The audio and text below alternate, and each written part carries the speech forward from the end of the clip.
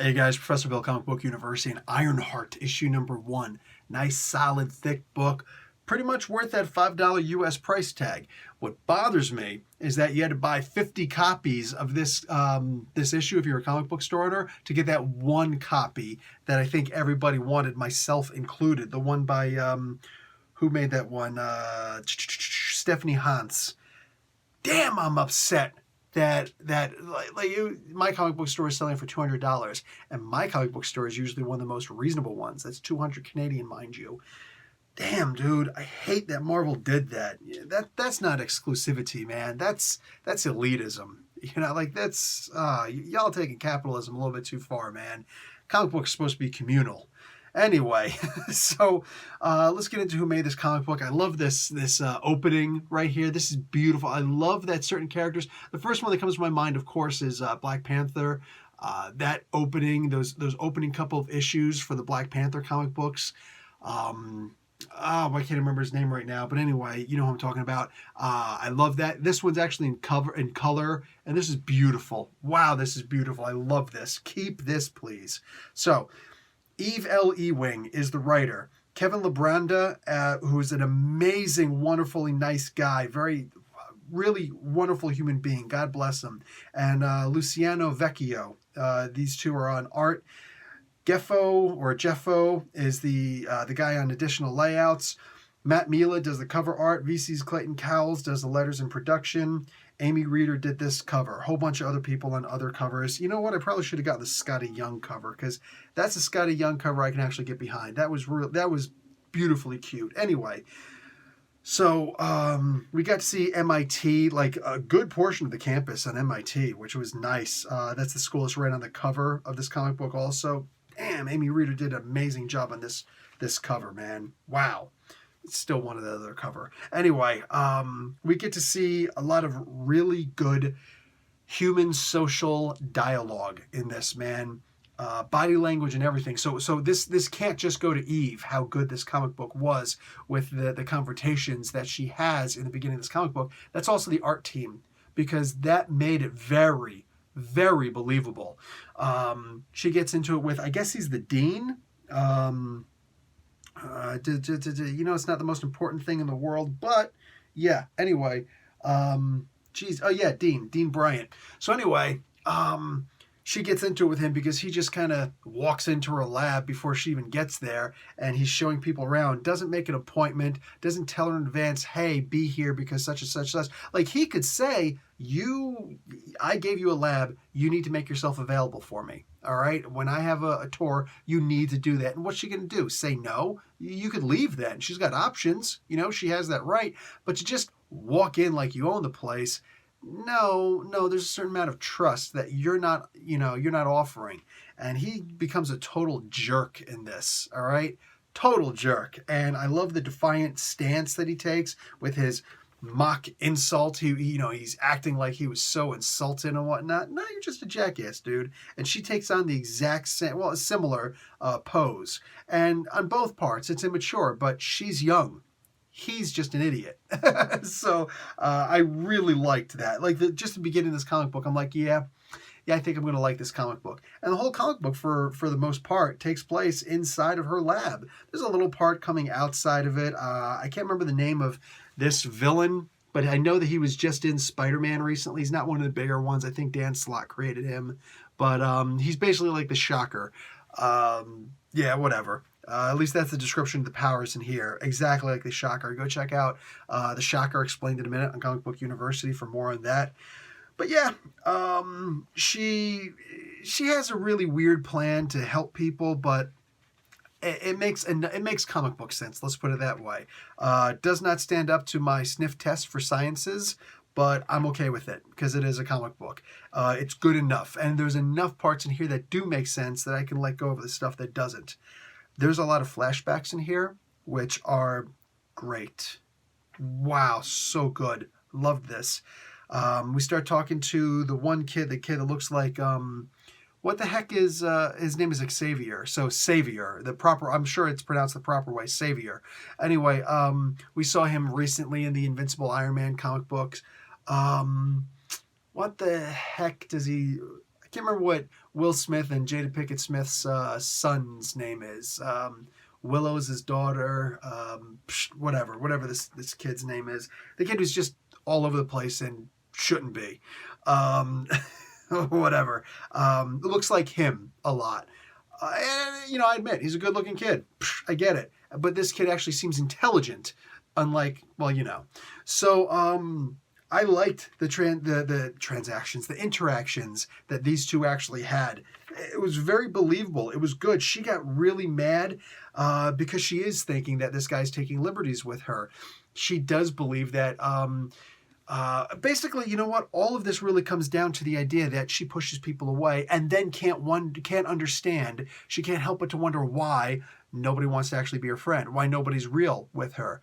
But the people that we've met in this comic book, minus the Dean Bryant guy, they all are real. They all do want to hang out with her. They all do want to be cool with her. They want to get to know her, They want to be sociable with her. But everybody in her life, and that's emphasizing here, every single person in her life who she's ever loved, or who has ever loved her, with the exception of her mom, has been taken from her, killed, brutally. So if you guys have been following me for any amount of time, you know that I really love getting into this. Like, that's how I don't care about the action. Action. Action is cute once in a while. If you make a really good action scene and be like, ooh, that was a good action scene, now I want to know about what I really want to know about, and that is the psychology of the characters. That's what I want to see. The psychology of a character allows you to progress a character without actually doing anything with the character. You know what I'm saying? It's a great way to do continual progress, all right? That's one of the reasons why we love Spider-Man. Think about it. All the silly little lessons that he learned throughout his comic book career, he never really changed as a character, but he just started learning little life lessons that obviously we could take into our own when we were young and we were still looking for guidance and things like that. You know what I'm saying? And bang! That's what this comic book seems to be doing, and I hope that Evie Wing continues doing that. I'm telling you what, man, I thought that this was the first comic book she'd ever written. I know that she's an academic. I know that she's brilliant. I know that she's done a whole lot, but so is Ta-Nehisi Coates. And he had problems getting into comic books in the beginning. So has Nnedi Okorafor, who has had problems in the beginning with comic books. Like getting her... They've had problems getting their comic book voice. And I'm sure there's been a whole lot of others too. Charles Soule had a problem with his first runs that he had, or at least the run on She-Hulk. I didn't like his first run on She-Hulk. I thought he messed some stuff up, you know what I'm saying? But, Night Stalker, for instance. But... eventually these guys get their comic book voice. I don't think this is Evie Wing's first comic book that she's written, man, because I feel like she's got a comic book voice. Seriously, no, there's not a part in here where I'm just like, yeah, this is still her writing like a novelist. You know what I'm saying? This isn't regular. Nah, man. Oh, I've said the same about Margaret Stoll a lot, like in excess. But no, Eve seems to have this down, dude. Like, wow. Talk about making that transition seamlessly. This is like she's been writing comic books for years. That's real talk, man. That ain't easy to do. There's a whole lot to make this character, Riri Williams, relatable. And I've always loved Riri Williams. You know what? Let me break this thing off right now. I have had this same screensaver up for a little over a year now, I think. My wife's like, I think you got a crush on Riri. What if I do? Anyway, I've loved Riri for the longest freaking time. I got Boba Fett on my other computer. It's that's a different kind of love affair. But, man, I loved Riri since her inception. Loved it. I've gotten a lot of crap. That was the first time I ever got crap on the internet from the comic skaters. You know what I'm saying? My Lord and Master says that she's a psychopath and a sociopath and all these other words that I never bothered to even look up on the freaking internet because my master said she's bad, so she bad. Morons. Anyway, can you tell I'm still a little bit bothered by that? So, knuckleheads and morons aside, I've always loved the Riri Williams character ever since she came out. You know what I'm saying? She's one of the first comic book characters I started reviewing when I started doing this comic book review channel, before I started actually doing comic book reviews. You know what I'm saying? Loved this. This was great. And I love the idea that we could potentially be exploring the hell out of her character. I like how she was fighting against that one guy, Savior. She's arguing against him like she felt like he intruded in her life, and yeah, he did. You know what I'm saying? But it was good, and she's gonna have pushback. She's gonna push back a lot. She's gonna push against people and say, they're not interested in hanging out with me because she doesn't have a whole lot of social skills. She's a big effing brain, and all we ever heard about her before is that she's really good at science. I didn't know that she was into cosplay. I like that aspect of her. Now, one thing that we didn't explore, because I know that she's talked a lot to Jim Zub behind the scenes,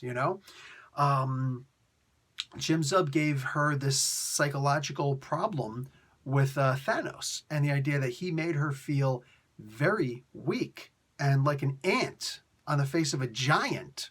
Thanos has the ability to do that to anybody and everyone. You know what I'm saying? But that being the case, that was great character development for her.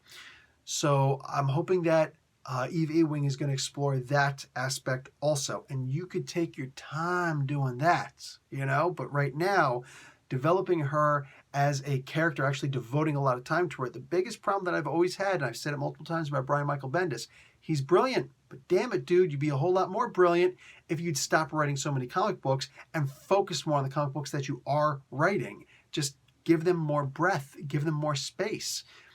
I believe that Eve Ewing is going to be able to do that. Even Jim Zub, dude, great writer, all right? Great writer.